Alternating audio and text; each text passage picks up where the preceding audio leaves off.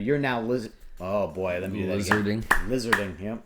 Welcome to the 15th Floor, a Radiohead reaction podcast where a Gen X father tries to convince his Gen Z son that Radiohead is the greatest band of all time by having him react to Radiohead songs one song at a time. He reacts for the first time, and I get to react and talk about it for the millionth time, zillionth time, or in this case, maybe only 100th time. So we're right at about 400 subscribers. So just so you know, we're getting ready to start viewer requests again. But we like to do those in summertime. We'll do a lot of them anyway.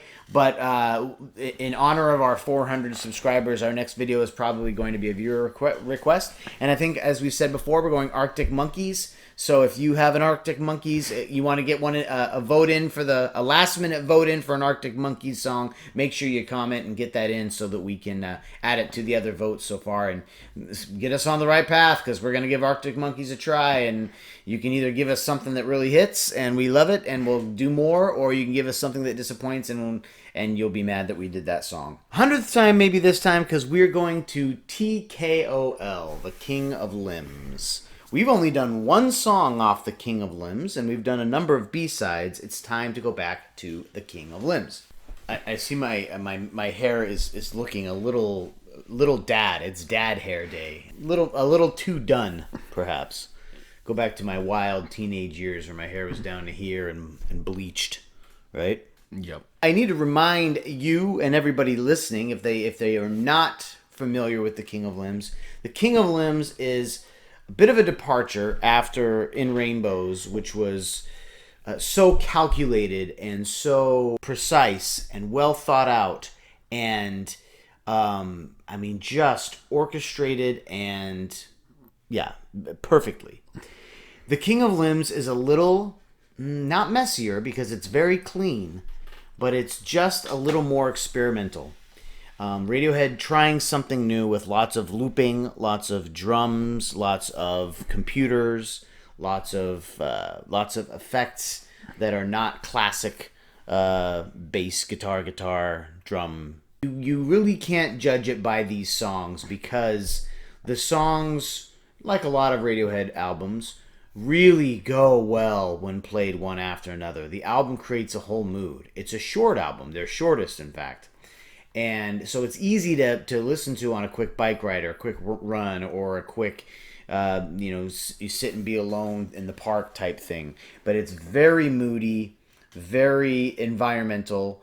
I wasn't sure what I wanted to go to. There's a couple of obvious ones from the King of Limbs that we haven't done yet that I think people would request. But I decided to ask the kids as they were getting ready to do their drawings what song they wanted to do, and I read the track listing, and they picked "Give Up the Ghost," and that is what we're going to do today. I will say that of the songs they could have picked, I think "Give Up the Ghost" is a good one to go to.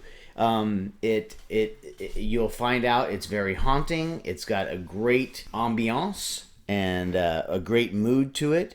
We don't really have any requests for Give Up the Ghost. I don't think anyone requested Give Up the Ghost. I let my kids pick. They picked Give Up the Ghost. Let's go ahead and listen to it and see how you react.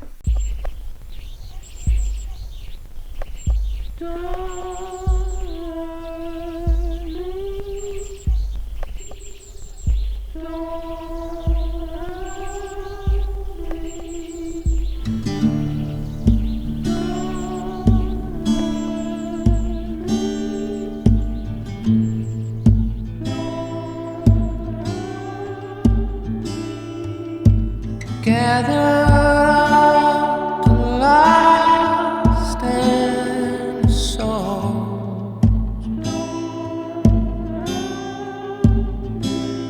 in your arms,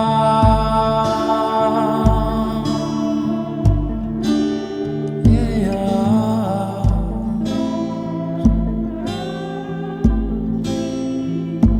Gather up the pieces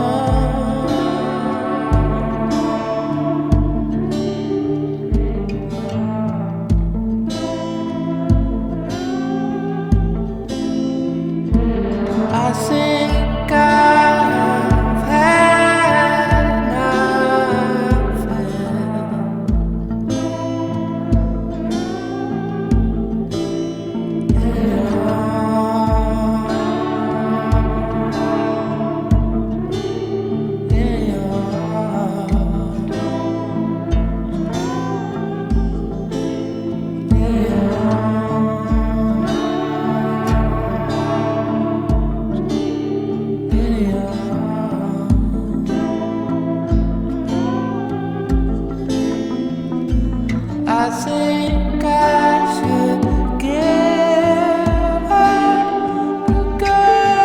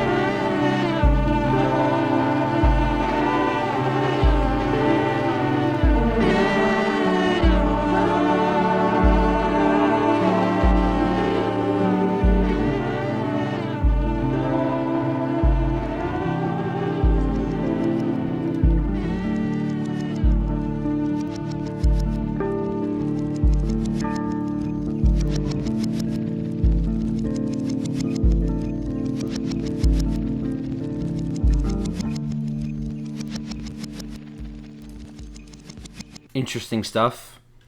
I feel like it would have done better without the constant "Don't hurt me" in the back. I feel like this song could have been put in two moods: either haunting, just haunting, or I don't know. When I was thinking of it, I was thinking like I've hit rock bottom type of like just a sad, depressing song. And honestly, I'm probably going through that phase. But sad, depressing songs get me better. No, you're a Then, teenager. yeah. Sad, depressing songs always get you. We should Yep. start at the beginning of the library so you really love these guys. And yeah, I don't like the hauntingness. And then, as always, the minute and 30-second outro is not really needed. But that outro is extremely unique. That sounds like there's instruments being played there. All there is an acoustic guitar, and that thump you're hearing is him hitting the guitar. All the other music you're hearing is Tom's voice looped over itself.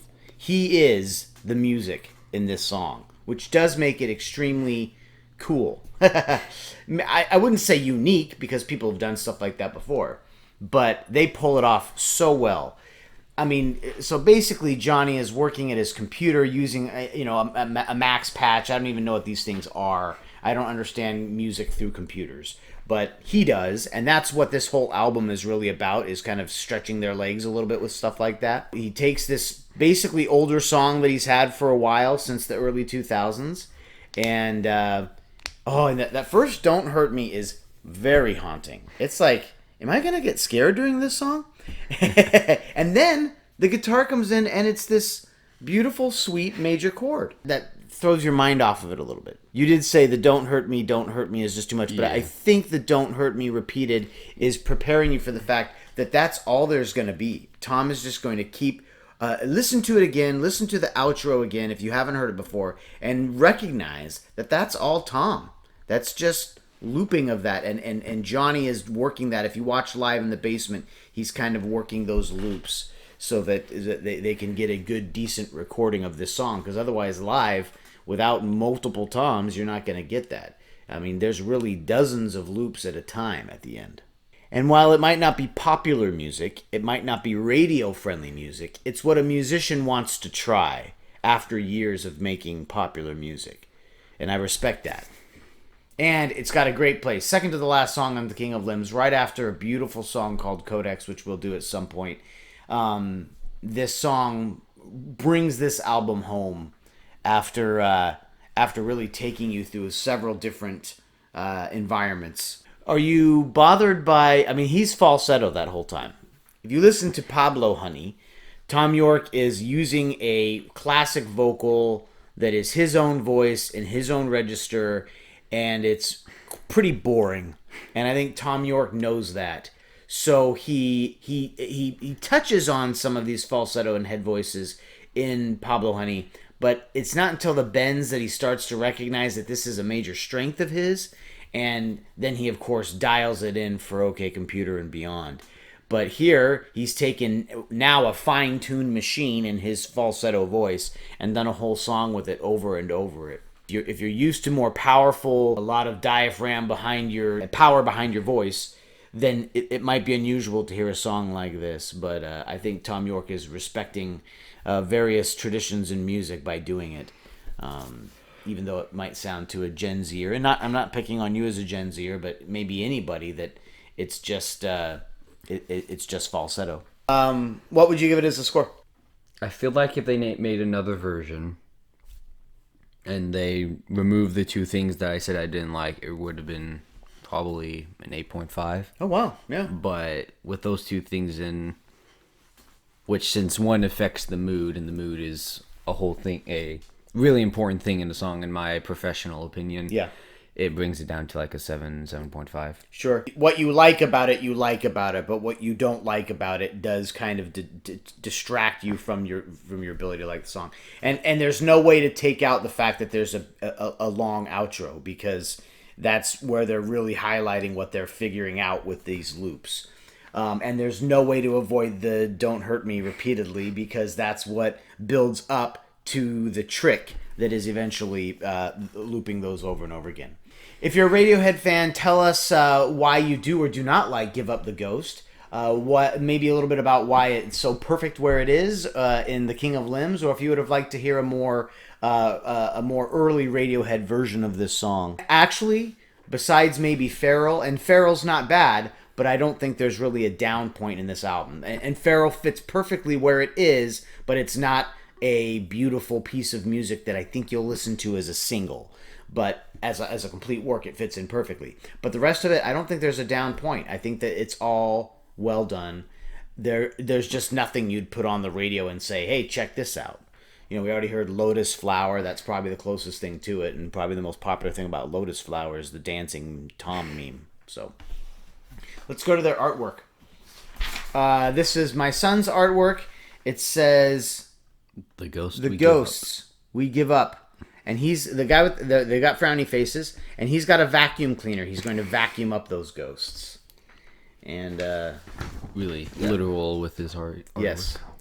And then the person on the right here on her picture says, "Can you please give up the ghost?" And the other girl says, "No way." And the ghost says, "Boo." There is no way. There is no way. Those ghosts are pretty similar. We still draw ghosts as sheets with holes in them. And then I said, "Guys, do you know what 'give up the ghost' means?" And they said, "No." And I said, "It means to die.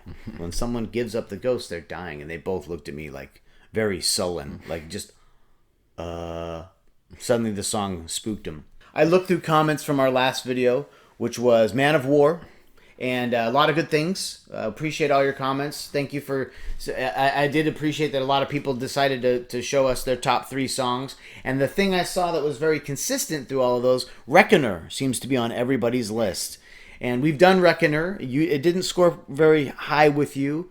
And I think a lot of people were introduced to Radiohead through In Rainbows, or at least were reintroduced to Radiohead through In Rainbows. And... Reckoner, another falsetto-heavy song, just has something that people really respond to. I saw a Myxomatosis on somebody's top 3. Really like that somebody put that one on there. We'll get some Myxomatosis later. That didn't sound right. If you're a medical professional, then don't be bothered by the fact that I just said that. It got me thinking, if I could ask another question that people would respond to, which era of Radiohead, if you could go to one concert and see them live, which era of Radiohead would you like to see live? Would you like to see that mid-90s, maybe right after the Bends, or maybe right after OK Computer? Would you like to see just as they start off in their evolution, with Kid A or Amnesiac? Would you like to see them right after Hail to the Thief? Or would you like to see them now when they've just got it all dialed in and they know what the people want to hear and they have a great version of everything, but maybe wouldn't play some of their old stuff? What version, if you could see any version of Radiohead live, which concert would you go to? That's a really tough question, because if you say something early, which would be great because you'd be seeing this very rock and roll band, but you'd be missing out on all this other good stuff that they do.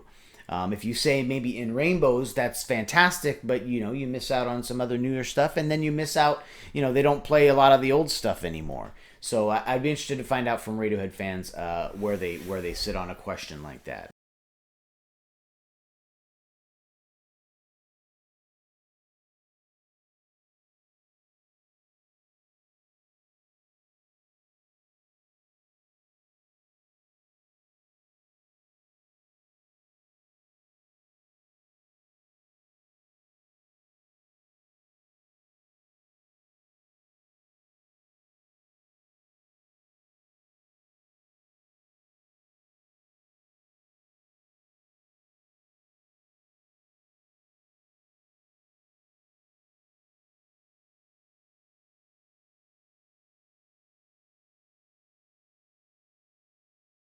Please like, if you haven't liked this video, if you haven't liked our other videos, if you haven't watched all our videos, go back and watch the other videos. Put them on in the background. Subscribe to the channel if you haven't already subscribed. That really makes us feel good when we see the subscribers go up. Makes us feel like people are still watching. Hit the notification button so you can know exactly when all this great stuff comes out. But we appreciate all the kind things you guys continue to say. Continue to love one another. Keep listening to music together. You're now leaving The 15th floor.